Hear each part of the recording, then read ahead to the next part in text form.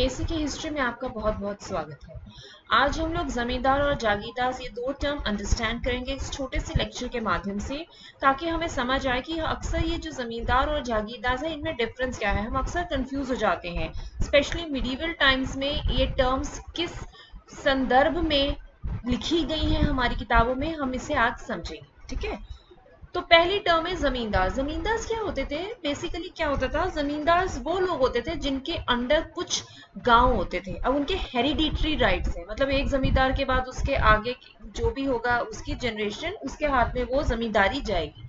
इसके हाथ में हो सकता है इसके अंडर 10 गांव हो सकता है 12 गांव हो सकता है 7 गांव हो, ये डिपेंड करता है कितना बड़ा कितना छोटा जमींदार है। ठीक है, अब होता क्या था उस जमाने में, जमींदारों के तो हेरिडिटरी राइट्स है और जमींदार वो हो गया जो जमीन जिसके अंडर है, कई विलेजेस जिसके अंडर है। ठीक है, अब वहां उन विलेजेस से इसके पास पूरा पूरा हक है रेवेन्यू कलेक्ट करने का। ठीक है, एक चीज और, उस जमाने में मिडीवल टाइम पीरियड की अगर हम बात करें, अगर मुगलों के टाइम पीरियड की भी हम बात करें जो मिडीवल इंडियन हिस्ट्री का ही एक पार्ट है, तो होता क्या था, किसी भी जैसे बंजर जमीन को खेती बाड़ी के अंदर लेना और वहां पे बंजर इलाके में गांव बसा देना, ये कोई उन दिनों ना बहुत जैसे बड़ी बात नहीं होती थी। सपोज किया कोई बंजर जमीन है, अब एक ग्रुप आया लोगों का, उन्होंने कहा भाई बंजर जमीन पे हम मेहनत करेंगे, इसको मतलब फर्टाइल करने के अलग अलग टेक्निक से इसको फर्टाइल करेंगे, इसको उपजाऊ बनाएंगे, सब कुछ करेंगे और यहाँ पे बसेंगे। तो वो बहुत आसान होता था किसी भी इंसान के लिए ऐसे करके उस जमीन को, अब उसने उस जमीन पे काम किया है, उस आदमी ने एक बंजर जमीन को एक फर्टाइल या उपजाऊ जमीन बनाई है, तो वो उस लैंड का ओनर हो जाएगा, वो फार्मर, वो किसान उस लैंड का ओनर माना जाएगा। ठीक है, लेकिन क्योंकि वो जिस विलेज में है उस विलेज के जमींदार को, उस गांव के जमींदार को उस जमीन का उसे रेवेन्यू देना पड़ेगा। ठीक है, तो जो जमींदार होते थे वो, उनके पास हेरिडिटरी राइट्स है कलेक्ट करने का लैंड रेवेन्यू। वो ओनर नहीं है अपनी सारी जो लैंड है जो उसकी जमींदारी में आती है, ठीक है, उसके अंडर है ये।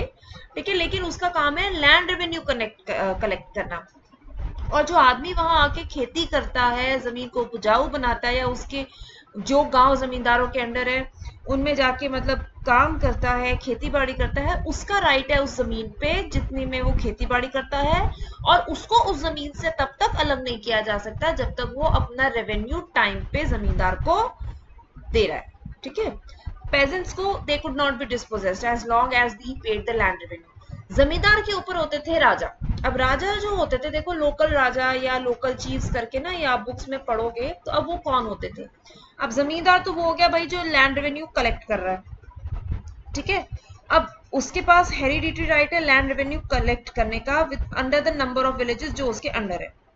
ठीक है, अब उसके ऊपर एक राजा होगा जिसके अंडर जमींदार से ज्यादा एक इलाका होगा अपने कंट्रोल में, प्लस उसकी वो गवर्नमेंट या जो उसमें जो भी आपका शासन या उसके ऊपर जितने भी एज अ रूलर आपके अधिकार होते हैं उस रीजन में, ठीक है, लॉ एंड ऑर्डर मेंटेन करने के, वो सारे के सारे उस राजा के पास होंगे। ठीक है, तो वो एक रेवेन्यू कलेक्टर नहीं है, वो बेसिकली एक राजा है। ठीक है, एक वो उसके पास इलाका थोड़ा जमींदार से ज्यादा है, और उसके पास मतलब आप कह लीजिए वो कोई रेवेन्यू कलेक्टर नहीं है। ठीक है, वो पूरा प्रॉपर उसमें अपना शासन करता है, प्रॉपर गवर्नमेंट है उसकी, तो इसका स्टेटस जमींदार से ऊपर हो गया। लेकिन जो पर्शियन स्कॉलर्स थे ना, उन्होंने इनको भी जमींदार ही लिखा है अपने रिकॉर्ड्स में, to emphasize on this subordinate status जो कि मुगल बादशाह के अंडर उनका होता था। ठीक है, लेकिन अगर आप अदरवाइज देखें, अगर लोकल चीफ्स और लोकल राजा अगर आप पढ़ते हैं अपनी हिस्ट्री की किताबों में, एनसीईआरटीज में, तो उसका मतलब आप यही समझें कि राजा मायने जमींदार से ऊपर, जिसका काम रेवेन्यू कलेक्शन नहीं, सिर्फ रेवेन्यू कलेक्शन, जो उसको रेवेन्यू तो डेफिनेटली मिलेगा ही राजा को, पर सिर्फ वो नहीं बल्कि उससे ज्यादा उसके पास इलाका होता था, एक जमींदार से ज्यादा उसके पास इलाका होता था जिसपे वो गवर्न करता था। ठीक है, एज अ लोकल रूलर आप कह लीजिए। ठीक है, अच्छा, और जमींदारों को, क्योंकि हम जमींदारों पे इस वक्त ज्यादा फोकस कर रहे हैं तो इस टर्म पे मैं इतना ज्यादा नहीं बोलूंगी। जमींदारों के अलग, जमींदार पूरे हिंदुस्तान में ना अलग अलग नाम से जाने देते थे, सिर्फ जमींदार नहीं होते थे, जैसे कहीं देशमुख हो गया, कहीं पाटिल, कहीं नायक। ठीक है, तो ये तो हो गई जमींदारों की बात। अगली जो टर्म है जो हमें कई दफा परेशान करती है वो है जागीरदार।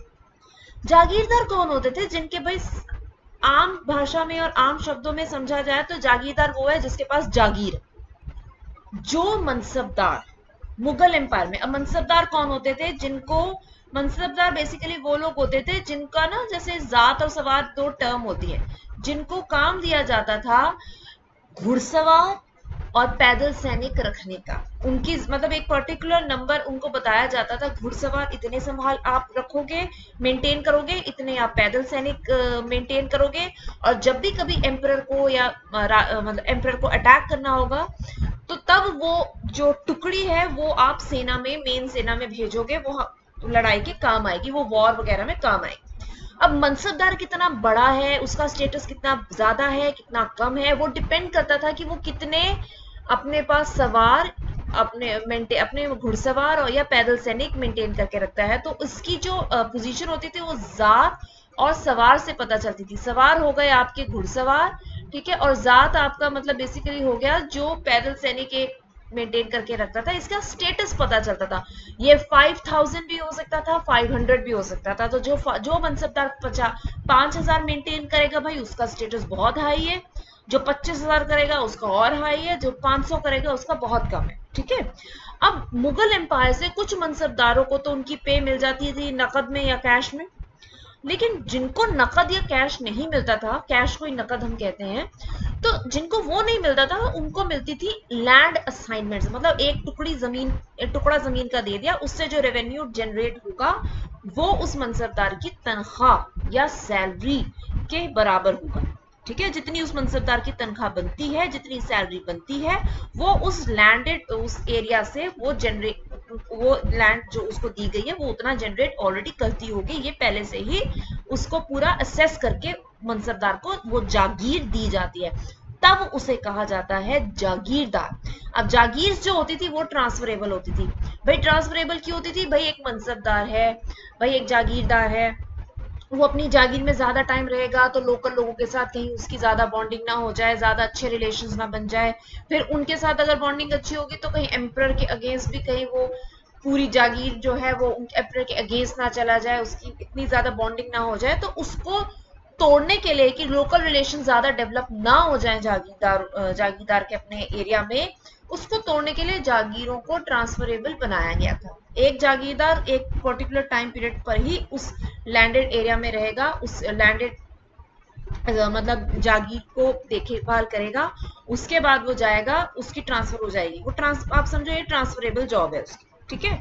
जागीरदार की कोई एब्सोल्यूट पावर नहीं होगी अपने जागीर में, मतलब ये नहीं है कि अगर कोई रूल और रेगुलेशन कुछ मेंटेन करना है तो वो जागीरदार करेगा ना, उसके लिए अलग से काजी, फौजदार, ये सारे एम्परर की तरफ से आते थे। ये सेंटर का कंट्रोल था कि भाई वहां पे लॉ एंड ऑर्डर मेंटेन रहे। ये जागीरदार के पास ये वाली पावर नहीं होती थी, ठीक है।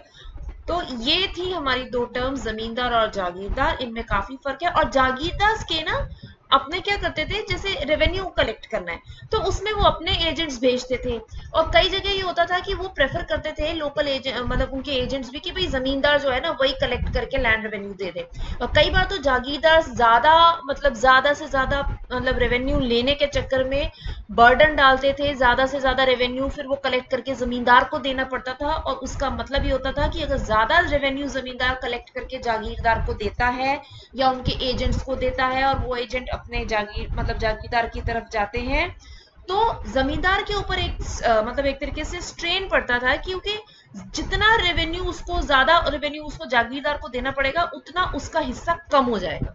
तो यहाँ ना हम कई बार देखते हैं हिस्ट्री में क्लैश भी बताया हुआ है जागीरदार और जमींदारों का, ठीक है। तो ये दो टर्म है और ये दो अलग अलग मतलब पोजीशंस हैं। इनमें हम आज के बाद आई होप अब कोई भी कंफ्यूज नहीं होगा, ठीक है।